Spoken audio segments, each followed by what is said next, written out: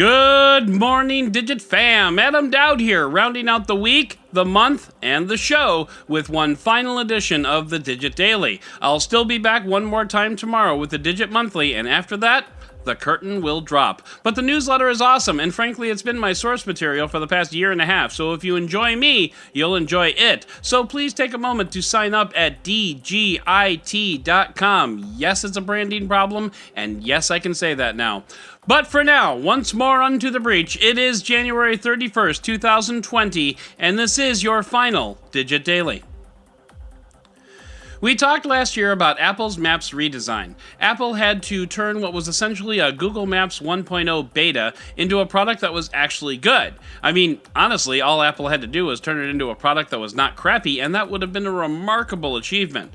But in the fine Apple tradition of not releasing anything and then all of a sudden releasing something pretty great, Apple Maps redesign is ready to roll out. Apple just skipped the part where they didn't release anything. This is the second update to Apple Maps, the first having come in 2018, which was built off of a fleet of Apple vans. And side note, I saw one of those vans a couple weeks ago in the city.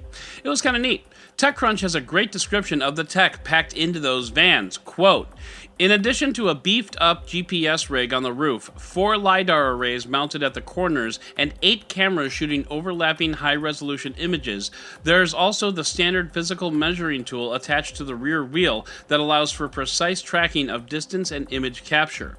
In the rear, there's a surprising lack of bulky equipment. Instead, it's just a straightforward Mac Pro bolted to the floor, attached to an array of solid-state drives for storage. A single USB cable routes up to the dashboard where the actual mapping capture software runs on an iPad.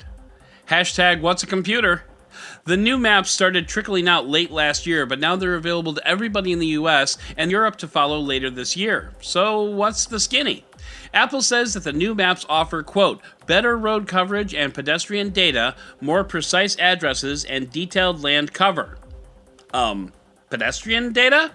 The thing is, the press release says pedestrian data in the headline, and then the word pedestrian isn't anywhere else in the release. Whatever. Apple also offers Look Around, which is basically Google Street View, and Collections, which are shareable lists of your favorite places. Maps also includes real-time transit departure and arrival times in 5 cities, indoor maps, which is admittedly cool, and shareable ETA times, and more. All this is built around privacy because Apple. There's a whole section about privacy. There's no sign-in for Maps and it's not connected to an Apple ID. Departure times to get to your next appointment are using on-device intelligence. Data collected by Maps is randomized. And then finally, quote, Maps goes even further to obscure a user's location on Apple servers when searching for a location through a process called fuzzing.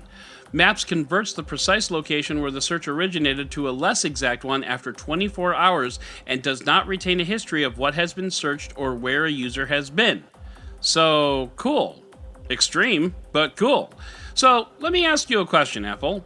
If there's no sign-in or Apple ID in Maps, how are your collections saved and shared between, I don't know, an iPad and an iPhone? If I forget to mark a nice coffee shop and decide later I want to revisit it, is it gone forever? Do I just need to mark everywhere I go as a favorite? You see, privacy is not necessarily inherently good. So I'll just let that sink in, Apple, while we all head into the Roundup!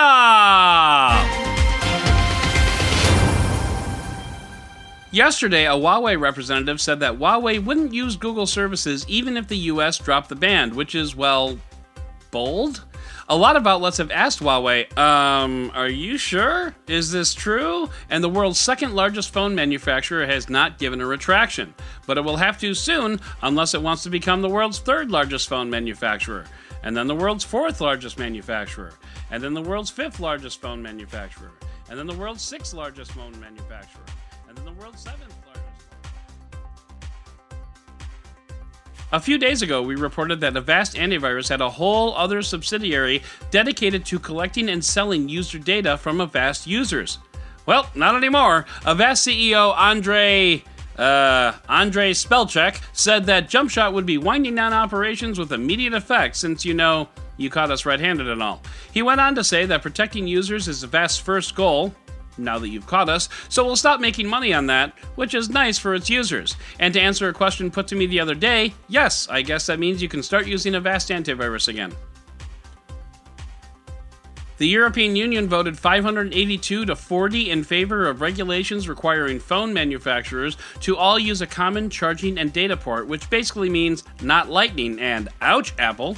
The rules are set to go in effect in July. The iPhone is slated for release in September. Now, there have been reports for a while suggesting that Apple was shifting towards USB Type-C anyway, so this will likely give Apple the final push, which, finally! And don't worry, Apple, you can still make USB-C cables proprietary. Other OEMs do it all the time. You'll be fine. Just in case you haven't taken your Baby Yoda obsession to extremes just yet, Sideshow Collectibles has a life-size, screen-accurate Baby Yoda figure that you can pick up for just $350. This isn't a plushie or an action figure. This is a full-size replica, including the big eyes and peach fuzz on the top of his head. It's adorable in photos, and I'm guessing creepy AF in person. But if you've always wanted a Baby Yoda of your very own, you can pre-order it now. Don't order. And finally, let's end this one with space, because that's kind of our bread and butter here. Well, everyone knows about the problems experienced by Apollo 13. It was a very popular movie starring Tom Hanks. You have the ultimate cliff note, and bonus points if you know what movie that quote comes from. Well, not too many people know that Apollo 14 also had a problem, Houston. It seems there was a short in the abort button, so if Apollo 14 had tried to land on the moon, the abort button would have been tripped and the landing would have been aborted. Less catastrophic for sure, but fairly disastrous for the space program overall. Well, Ars Technica looks at the software update that was required to actually land on the moon during that mission. It's pretty nerdy, I'm not gonna lie, but if you're down for a long read with some interesting trivia you probably didn't know, click the link in the show notes. So that is going to do it for this final edition of the Digit Daily Podcast. I'll still be back tomorrow for the Digit Monthly, but for now, allow me to say that it has been my pleasure serving you all the news you need to know to your ear holes. Please do sign up for the newsletter to keep this fine tradition going. Please follow me on Twitter at Dead Technology. My DMs are open, and I'm always up for a chat. Plus, you can find out where I land next, and I would love to have you along. But for now, we've got one more show for you, so if you'll kindly join me, we'll talk again tomorrow.